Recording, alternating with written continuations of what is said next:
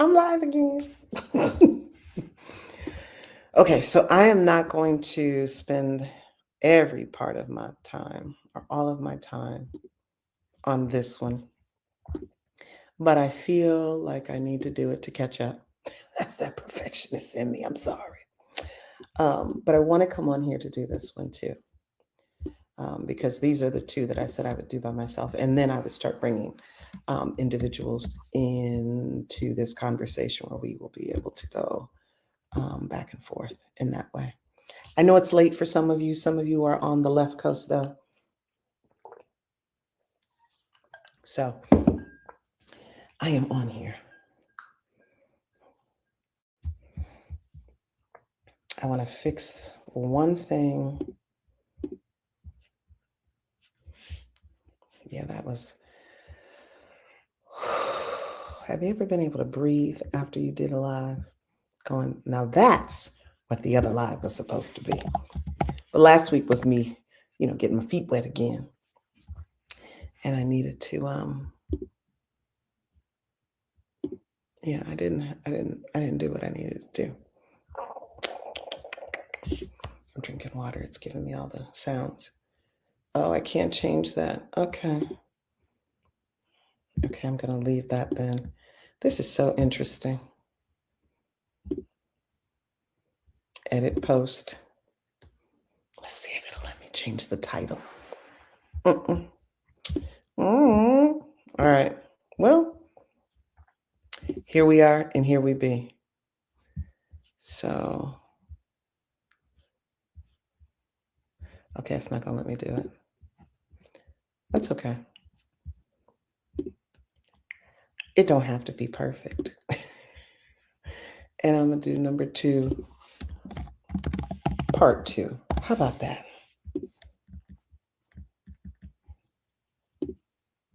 That's what we do. That's what we're going to do.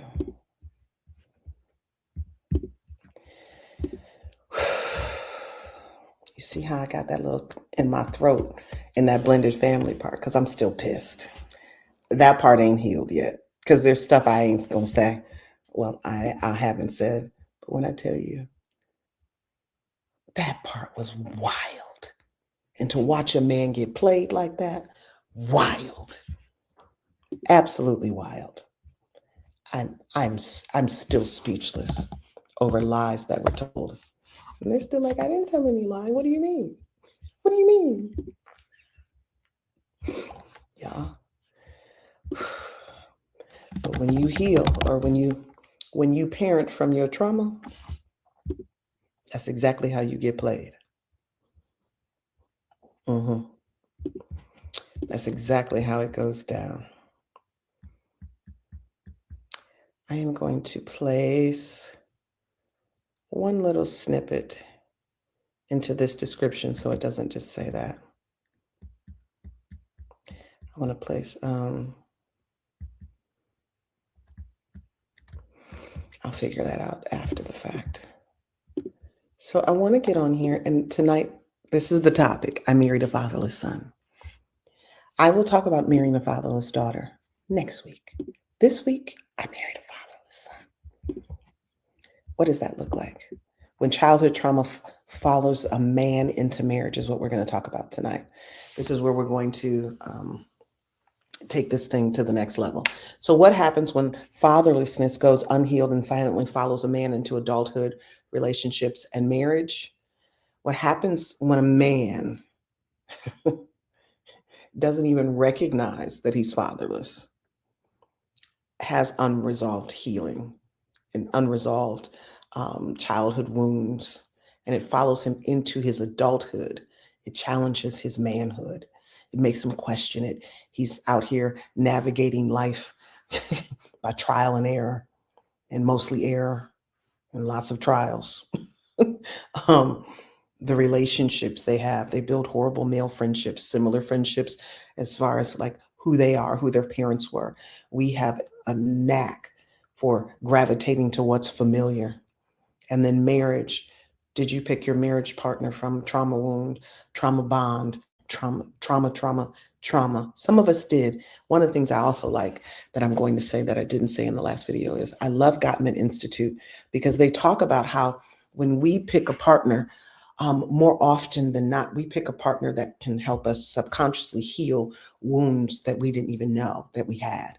And we're subconsciously choosing them because we recognize that they have an anointing and a tool set that can help us. Remember I said in my last videos, Mr. Barton would look at me and say, her words aren't that powerful.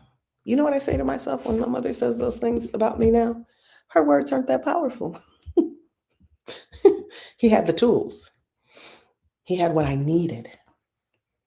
And I'm so grateful. When I tell you I'm grateful, I'm grateful. So what happens when a man physically grows up, but emotionally is still carrying abandonment, rejection, emotional neglect, fear, fear of vulnerability, or just fear, survival mode, unresolved childhood pain. And we hear survival mode a lot, and these emotional, and the words emotional, vulnerability, survival mode, unresolved, abandonment, rejection. These terms come up a lot when you're talking about fatherlessness.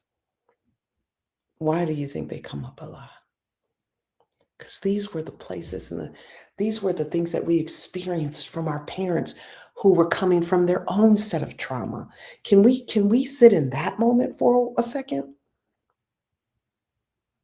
Why is it constantly the same words and the same patterns and the same? Because our parents parented us from their own wounds that they never had a chance to heal. And I can also give baby boomers a pass in some ways because I will say Generation X, I think I'm Generation X. We were the first generation who could even talk about this. Our family, our mothers and our fathers didn't have the space or the grace they were working. They were fighting civil rights for us Black people.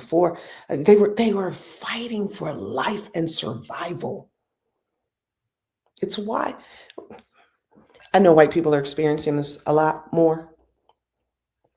I told you already, what you allow to happen to somebody else soon come to you, and now you're trying to downplay it happening to Black people. Well, it's happening to white people too, because you allowed it to happen, and then you like Black men are horrible fathers, and Black men don't want to be present in their children's lives, and so then what happened was it repeated, and it opened the door for you to experience a non-Black person, and now you're trying to dismiss it, and so I'm literally going to tell you that right now. I've said it, I've done a whole video years ago. Soon come. And so now you have to experience it and know that this is wound. These are wounds. This is trauma that's manifesting. So when I say abandonment or rejection, these are the things that men are still carrying: emotional neglect, fear of vulnerability, fear, survival mode, unresolved childhood pain. And what happens when those wounds begin showing up inside your marriage? What do you do? Were you given the ability to navigate that? Do you know who to call and reach out to when that's happening to you? I have been crying all day today because something that happened that I have to now deal with, that I don't want to have to deal with, but I have to now deal with it. And it has really put me in a really difficult situation. So I'm about to get real personal. I'm about to get real intimate in this conversation. I want us to understand everything that we can about the trauma that fatherlessness brings to the table. I want us to understand how fatherlessness affects our emotional development, our attachment, our communication, our emotional safety, intimacy, relationships. I want us to hear, like, you're going to hear me repeat things because I need it to sink in. Too many of the men that we love were never taught emotional language. They were told to suck it up, be a man. I'm 3. Like, what? Many men learn survival before they learn emotional connection. Many men learn how to provide, but never learn how to emotionally attach. That's why women are out here like, buy me a purse, a bag, pay my bills. Because some of y'all been doing that. Some of y'all still doing that. Because you will provide over emotional attachment in many ways, some of you. If I had to put a number to it, I would say I think 50% of y'all are out here providing bags and paying bills so that you don't have to emotionally attach. Because if that's all she wants, I'll pay your cell phone bill. I'll pay. One man actually said that to me in Zambia. I date the younger girl. And I said, what are you doing with this 20-something-year-old girl? He's in his 40s and still, it's not horrible, but it's like this age gap. And he said, the other women want marriage. They want this. They want that. They want emotional. They want connection. They want this. He said, all I got to do is pay her cell phone bill. I was like, I know you're lying. But he said it. He did. He said that to me. See, some men say things to me that I don't think they would say to some women. And I just was like, I know you playing with me. He was like, no, I'm not. I'm not going to judge you. I may repeat it. I leave all names out to protect the innocent. But yeah, he said that to me. And this was someone who was working for me. So this wasn't even somebody I was dating. This was somebody working for me. And I don't date when I go to Africa, just so we know. Some people, Yeah, we'll have that. I'll do that sidebar another day. They were like, you're so standoffish. Yeah, because I ain't trying to date y'all. This is not what I'm here for. Here's the key point that I want to make at this particular juncture. You can be physically present in a marriage while emotionally absent. And many of you have learned this from your childhood and from your dating. I'm here. I'm providing, but I am nowhere. Like nowhere to be found emotionally. Because that's not language that you have. You don't have emotional language. The number one thing I want you to learn tonight is fatherlessness does not end in your childhood. It does not. It often follows you into your adulthood.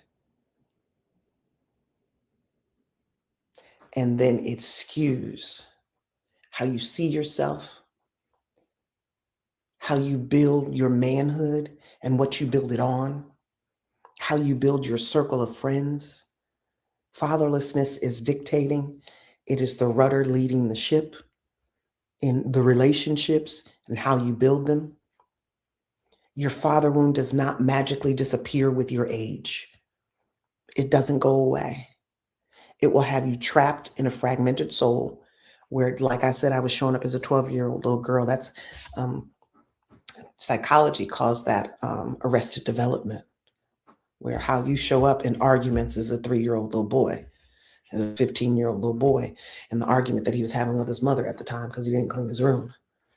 Ladies, some of these men you're arguing with, they're not 30 and 40, they're 5. Because their father wound has not disappeared. Their mother wound is very much so under the surface of the father wound. We'll talk about that another day. Unresolved fatherlessness can impact your identity, emotional regulation.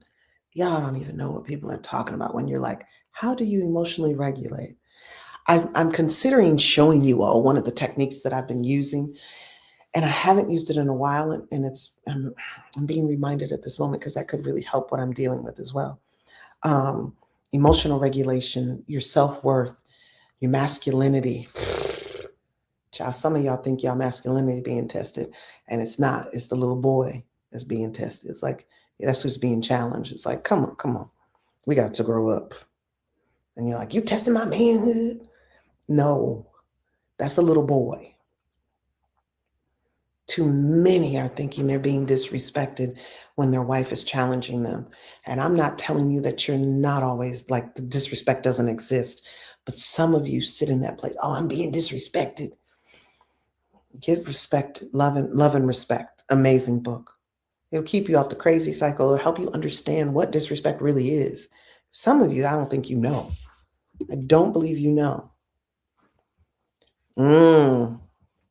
I'm sorry, I'm just seeing that. Silent Jen didn't teach. Yeah, they didn't. I'm sorry, Darren. I'm just seeing that. They didn't teach us. They didn't teach us. So here we are. But I want us to be very, very clear that we are dealing with vulnerability issues, emotional safety, and attachment styles. I think what women are talking about, especially these women who are like, I'm protecting my peace, and men are like, bring me my peace. What you all are really talking about is emotional safety. But in order to get emotional safety, you might want to vibrate that. You might want that to be in, like, you have to learn how to emotionally regulate. One of the areas I look at it now as is an issue with emotional regulation. When a man, even growing up, when a man would talk to me, I would cry. I would just cry uncontrollably. Can't control it. It's just a mess, a blubbering mess. It's just coming, just crying.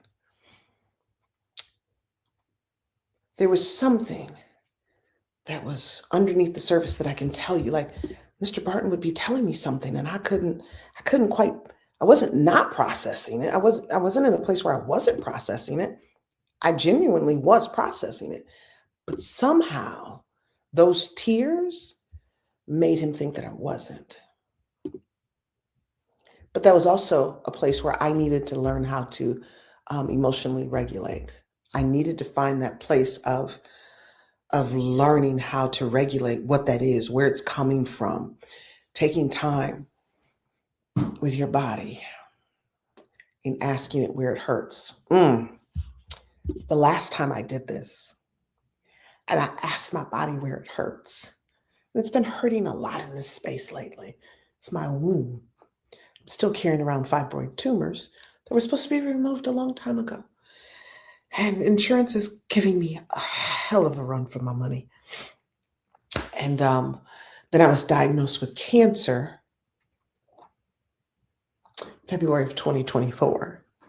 I had to walk through that without anyone by my side. My friends were, calling FaceTime, but, life has been lifing for everyone.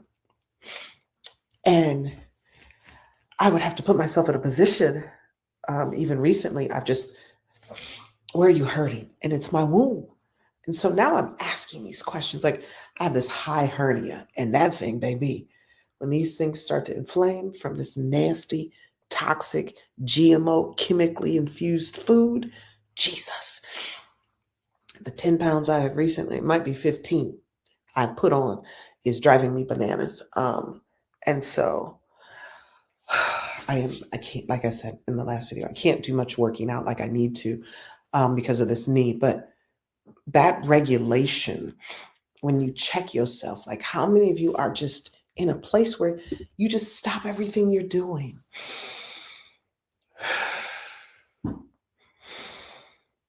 And check yourself. Where do you hurt? Is it your heart? Is it your head? Is it your womb? Is it your legs? Is it your knee? Is it a combination of all of it? And once you discover that, then you need to start working on where's that coming from. Is it anxiety? Like I was down last week. When I tell you down, I'm taking ibuprofen. I took everything. I was down. I know people talk about fibroid tumors. I'm gonna say this on here. And they're still doing research to where they come from, why Black women have them so often, and this and that. And I'm questioning, does this come from the mother womb? Does it come from the mother wound? We talk about how we carry our parents' DNA, but they say that women actually have the DNA of their mother in their womb and the trauma of their mothers in their womb. I got questions. I'm not saying that, yes, I'm not saying that's a special place of my expertise. It's not, but I've got questions. I do. Yeah, it's in the food. Yeah, it's in the chemicals. Yeah, but what's the spiritual component? Darren, you know me. I'm going to go to the spiritual piece. So here's the questions that I want to ask you. What did you as a man learn about love growing up? What did you as a man learn about conflict? What did you as a man learn about emotional expression?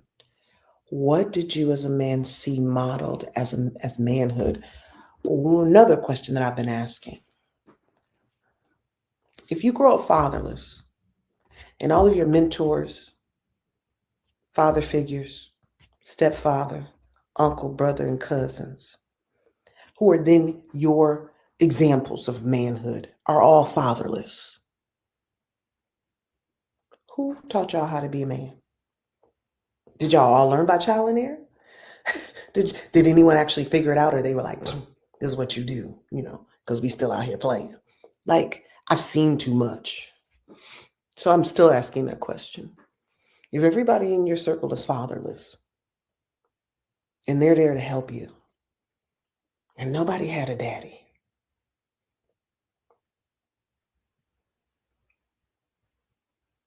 I don't even know how to finish that sentence. Like, who taught y'all manhood? Where was it modeled? And was emotional vulnerability safe in your childhood? I can recognize that some of you men grew up learning survival and not emotional intimacy, because I guess the word emotion meant female. It meant a girl.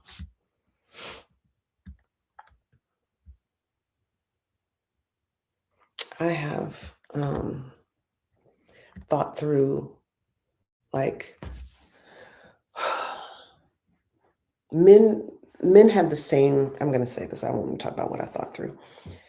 Ladies, I want to say this to you. If you're listening to this in replay, please put replay in the box, and tell me where you're from as well, and then answer this question.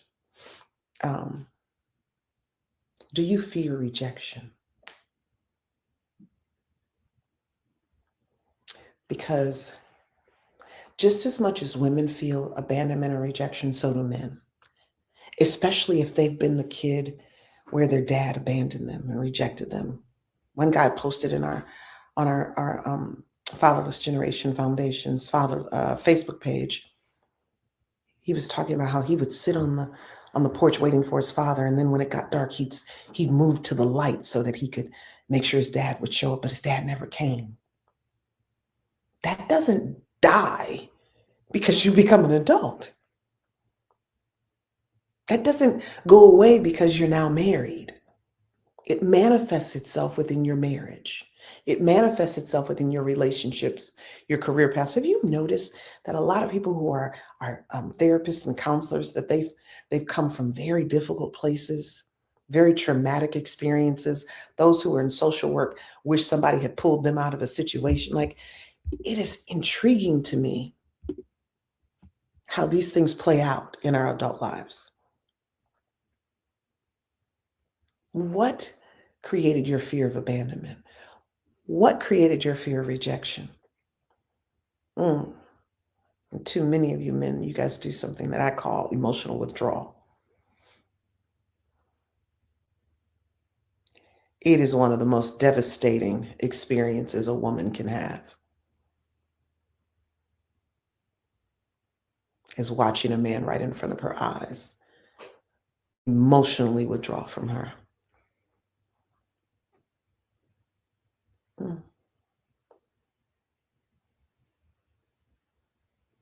It's a disconnection. I remember anytime my bonus daughter would come, it would be done just before she arrived. We were driving to Tulsa one time, and I was sleeping. We weren't even talking. And we were probably at a halfway point, maybe not quite a halfway point. But I was laying looking out the window, and I remember hearing, excuse my French, "Fuck you, Torri." Mr. Barton said that to me. And I was like, where did that come from? Like, what is that for? I wasn't even talking. What happened? What I later began to figure out is there would be a breakup, an emotional withdrawal that would happen anytime his daughter, or we were going to her, or she was coming. But mostly when we were going to her. After that trip, I ain't going no more. No more. Not going. I didn't think I was going to share that, but I just did. We fought the entire time. And let me show you how God moves. I'm going to show you. We fought the entire time. And I'm like, this is stupid. We're at her college graduation. When I tell you it's crazy time, crazy for no reason. Like I'm showing up. I'm bringing gifts. The mother, oh yeah, I guess I'm telling this because it's bubbling up. The mother was being real funky and stank, and she had created a whole situation around some money that she said she was owed. And I was like, well, just ask her what it is. I don't get involved in that. If it's over a certain amount, fine, we got to talk about it. But if it's not, child, do what you got to do. I want nothing to do with it when it comes to money, because you're never going to say I held up money. You're never going to. That was not a thing. If it ain't over 150, 200, don't talk to me about it.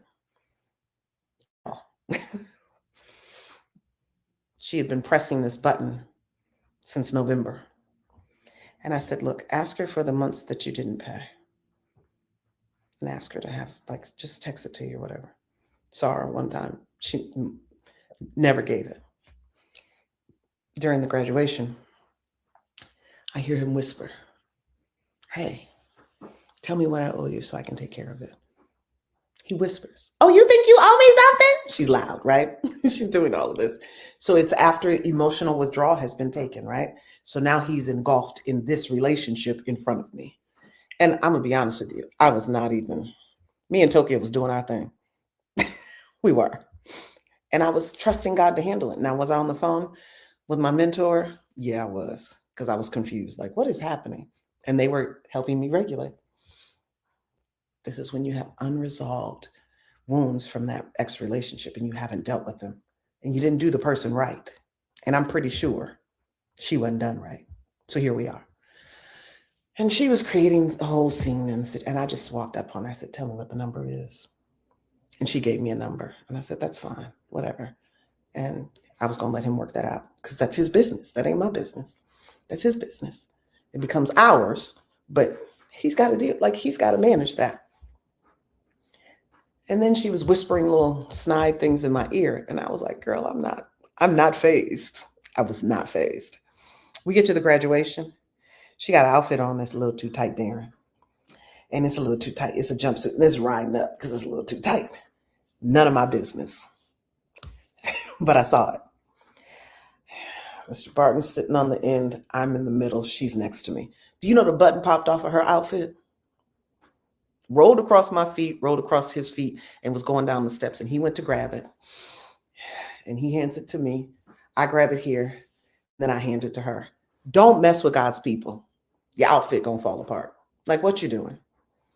And then even after that, she was still doing what she was doing. And Waffle House seems to be a place people want to go. Somebody asked me out on a date to Waffle House the other day, and I said, no, thanks. I don't eat at Waffle House. I don't. It's nasty. It ain't about the price. It's nasty. And the environment seems a little violent. I'm not going. No, thanks. So, done, right? So they do this Waffle House trip, and I'm like, father and daughter, that's their breakfast before he leaves. Constantly bickering with me, constantly. Do you know the engine went out on his car? He calls me and he goes, something's wrong with the car. It's not a shocker to me. I'm not putting sprinkles on your car. Let me say this to y'all. Some of y'all, let me move this closer. Some of you are mistaking your wife cursing your marriage when God said, leave my daughter alone. I told you to love her as Christ loves the church. I told you in my word that God says in his word that if you treat your wife badly, he will hinder all of your prayers. He will hear nothing from you. I'm not your girlfriend. I'm your wife. And I'm a woman of God, and I'm powerful in the position that I'm in. God, the engine went out on the car. I said, I rode all the way back in the car, 12 hours, with him trying to figure out, and him popping it from 1 to get it to 2. I didn't think I was going to tell them stories, but when you emotionally withdraw, you're killing your relationship. And the abandonment that you fear is coming upon you. Because if you're going to emotionally withdraw, and I didn't do that immediately, but there comes a point 6, 7 years in, you're like, oh, if this is what you're constantly doing, how am I supposed to fit in and get in where I fit in? There's no place. There's no place. Then you have this place, men, I'm going to go to here. Your fear of vulnerability and your self-protection. That is not biblical. It says, lay down your life. Give your life for another.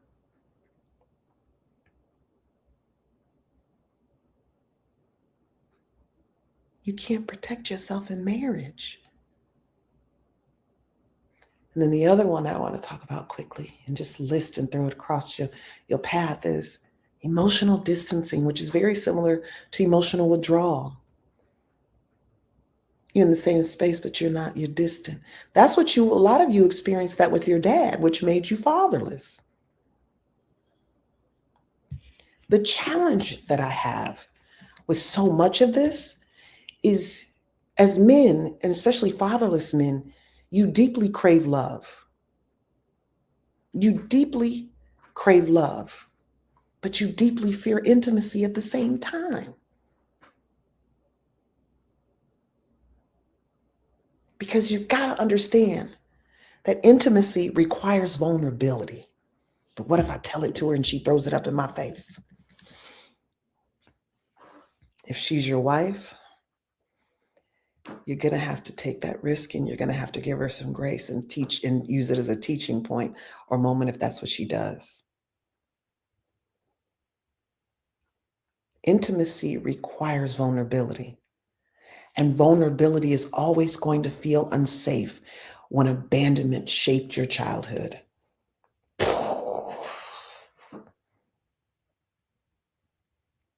Intimacy requires vulnerability for the third time.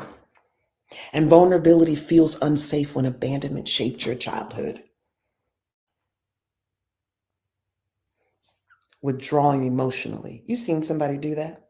Emotionally distancing. You've seen somebody do that. And ladies, I got to tell you, so many of you are like, oh, he's fatherless. And he's doing that because he learned that from his father. How, when his father wasn't around? How he learned that from his daddy when his daddy wasn't around? I would beg to differ. He actually learned it from you, mama. Put your name in the chat if you hear me when I say that. I wasn't supposed to rhyme, but he learned it from you. He learned that vulnerability was unsafe because in the abandonment of his father, and even your abandonment as a mother, it shaped his childhood.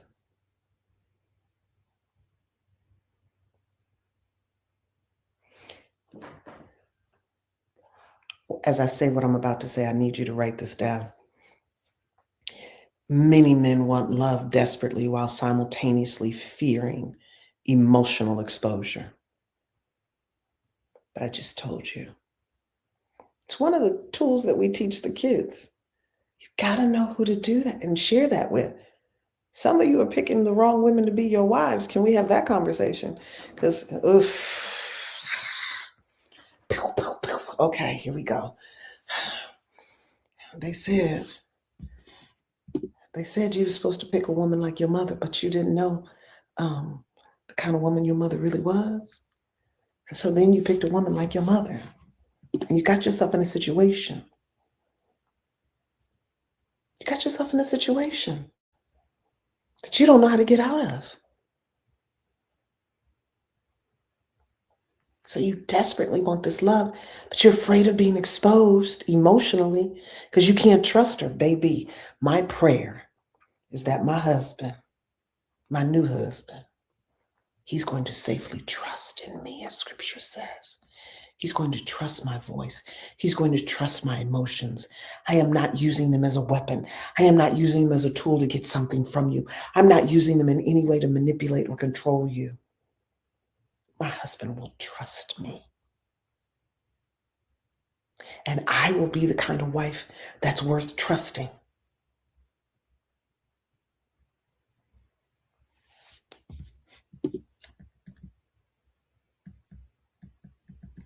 I need you to hear me as I say what I'm saying. I'm gonna give this 15 more minutes at the most. Yeah, get off here at 11. But I needed to do this live. I needed to do this.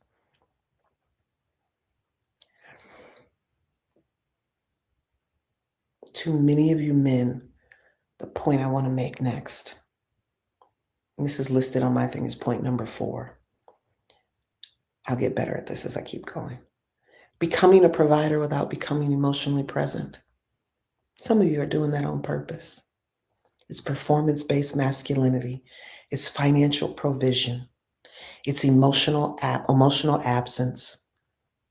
Believing work hard or working hard equals emotional connection. You were taught masculinity equals providing. You were taught masculinity does not equal emotional connection. So you believe that if I work, provide, and stay faithful, I'm doing my job and I'm in my role. But in the midst of that, your wife is feeling emotionally alone, unseen, disconnected, and emotionally unsafe. Can't work yourself to death. Don't spend any time with her, connecting with her, and think that she feels safe with you.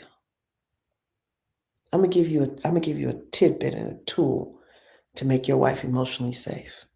Every week you visit the relationship. Every week you set aside time over dinner, over, I won't say movie, over dinner, over ice cream, and you spend time checking in with one another. What did I do well this week? What can I improve on? Some of you won't do that because you're afraid of the criticism that you feel is coming. And it's not criticism, it's critique. It's connection. It's intimacy and vulnerability. You got it wrong because you didn't learn the language.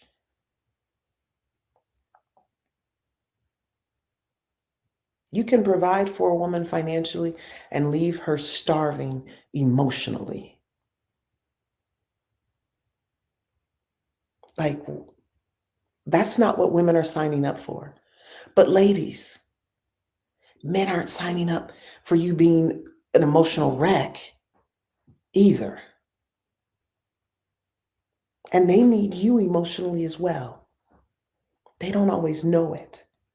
But when you provide it and they learn it, it's appreciated. I do know that. I wasn't always repelled. I wasn't always rejected. I remember those moments.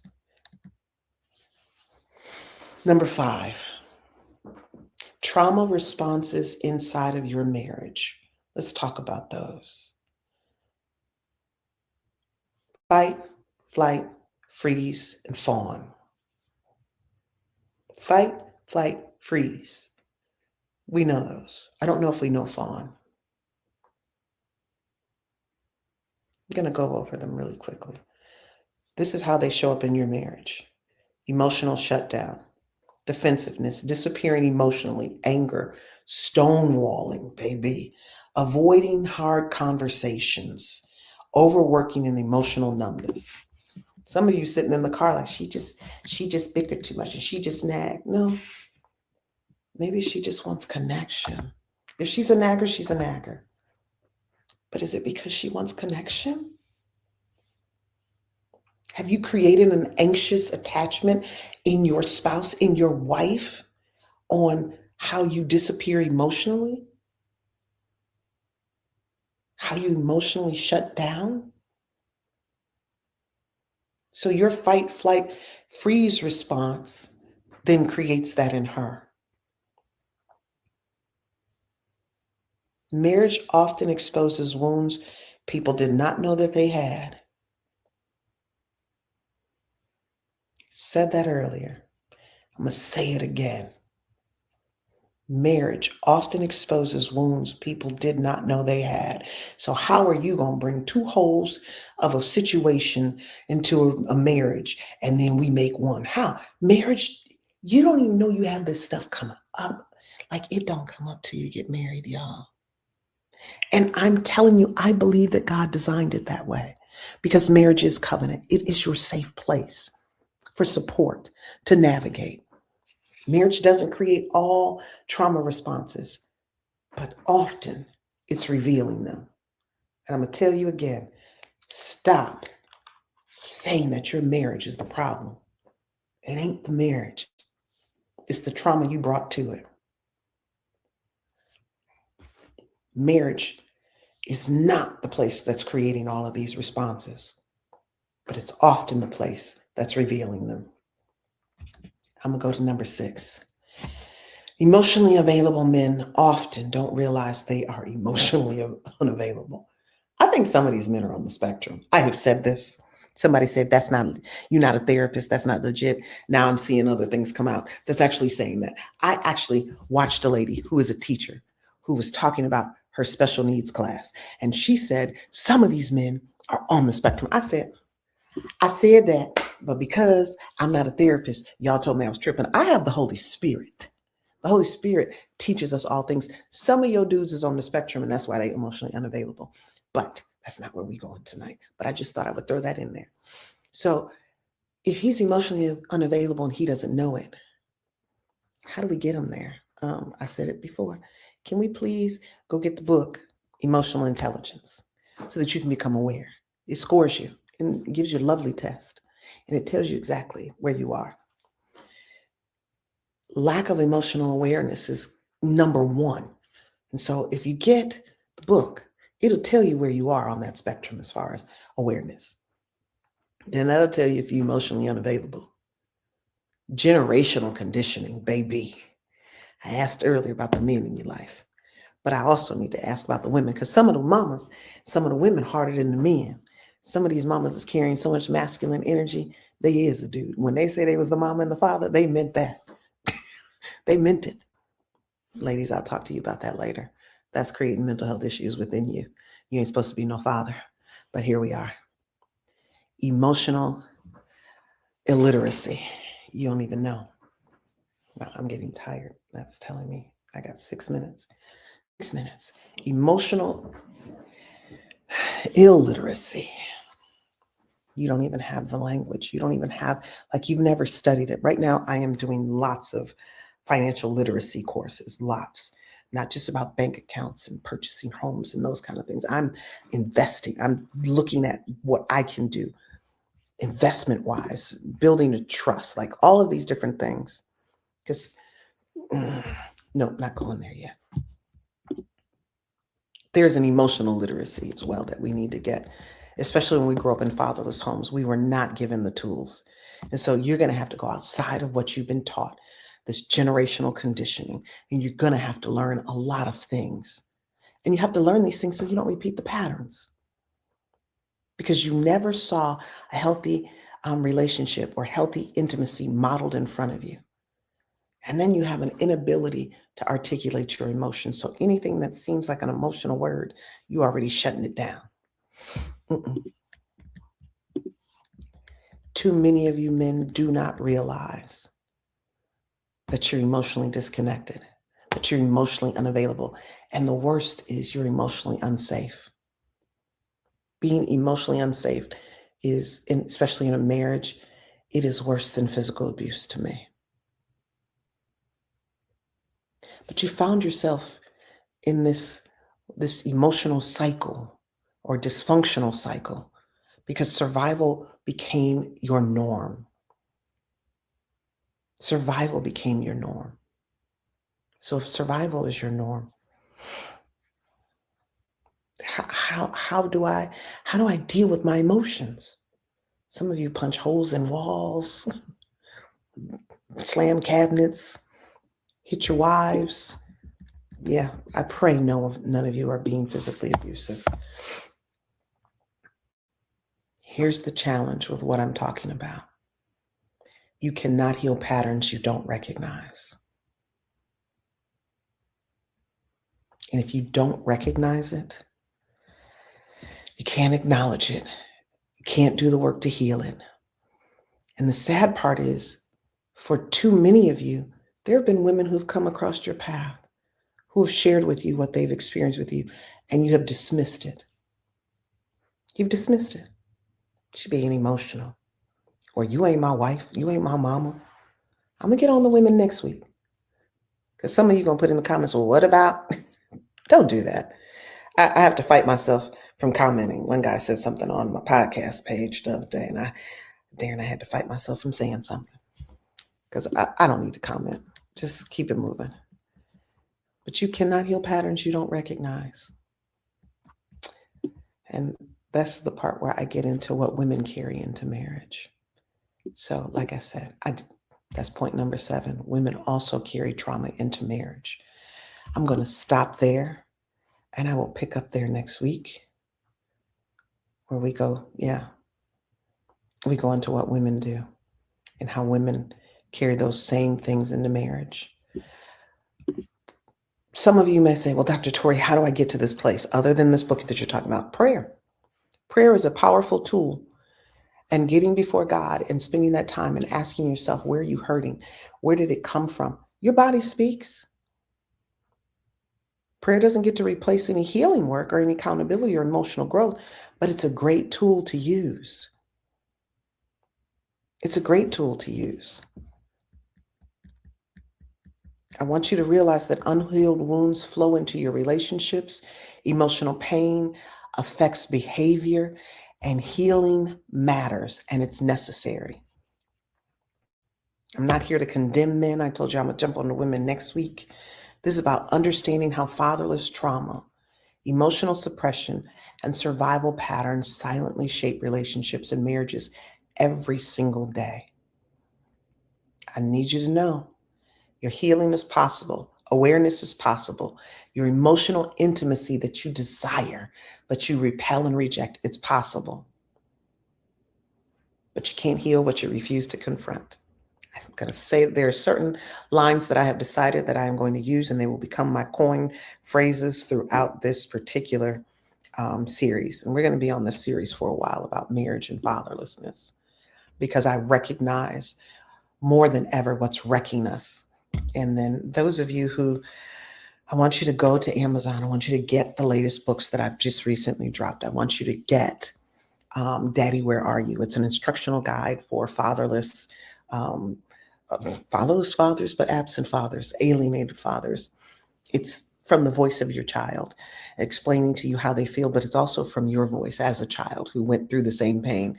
Because what I also know is statistics show that if you were alienated from your child, you were more than likely alienated as a child. So this book is also for you about your healing journey. And then the other book that I dropped yesterday, an ebook, looks beautiful on Kindle. It is Why Should I Reunite with My Absent Father? A great time to do this during Father's Day, as Father's Day is coming up. It's a great read. I'm not going to tell you it's a quick read. One of my girlfriends said, are these mini books? I was like, no, they're not. About 100 pages, I think, each. So maybe to some people that's a mini book. It's a lot for me to write when I literally doubled what they were originally. Because these books have been around, but every year I seem to get another revision. So go there, and also go to tfgf.org. Check out our new merch. We've got some really cool pins. We've got some charms, necklace. We're leveling up. Those of you who are talking to me and inboxing me about wanting to be reunited with your children, we don't do that at the Fatherless Generation Foundation anymore. We have parlayed that as we are starting to open up the National Fathers Alliance. As I said earlier, I am over some of this abuse that I have experienced. And so we've taken this out of the nonprofit space. This part will be solely for children, adult fatherless children, to heal. That's where we're at with this. But we do still have the reunification. We're just going to slide you over to another business and allow you to get reunified over there. Okay? So I am Dr. Torri J. And I'm so excited to be able to bring Healing Tuesday back to you. And I hope you've enjoyed it. And I look forward to talking to you next Tuesday. All right. Bye-bye.